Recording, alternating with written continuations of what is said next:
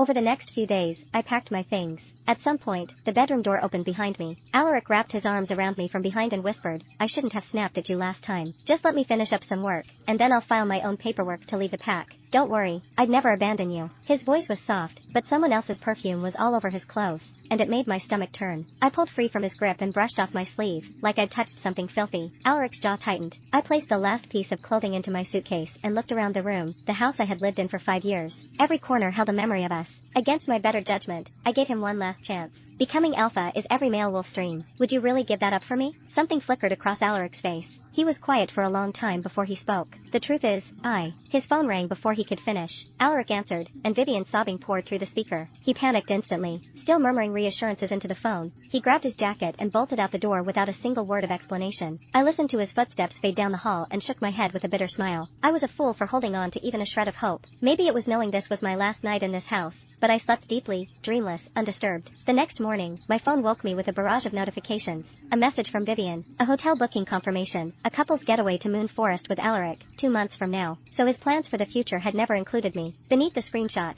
Vivian had added a message, "OMG Sophie, sorry, that wasn't meant for you lol. Don't get the wrong idea." I took a steadying breath and pushed the bitterness down. Then I remembered, there was one thing left to do. I gathered every item Alaric had ever given me, the necklace from our anniversary, the ring from my birthday, and every love letter I had written for him, years worth, stuffed into shoeboxes. Things I had once treasured more than anything in the world. I burned them all. Watching the black smoke curl into the sky, I felt lighter than I had in years. 3 hours until my flight. I arrived at the airport early. Just before boarding, Alaric called. "Sophie, I can't come with you." I had expected this, but hearing him say it still sent a jolt through my chest. His voice was grave. "Vivian's been poisoned with wolfsbane. She's in the hospital. I can't just leave her." I almost laughed. He couldn't even come up with a believable excuse. "Got it." My voice was flat. Just as I was about to hang up, Alaric cut in. "You know exactly what you did." I blinked. "What are you talking about?" His tone turned hard. "We found a letter at Vivian's place. It spelled out, clear as day, that you drove her to this. Sophie, I thought you were just jealous. I didn't realize you were cruel enough to try to kill her. If you apologize to her, I might still forgive you. But you need to spend some time away reflecting on what you've done. Otherwise, don't expect me to honor what we had." My ear was ringing from his ranting. I hung up, blocked his number, and deleted the contact in one smooth motion. The plane landed at my PAX airstrip.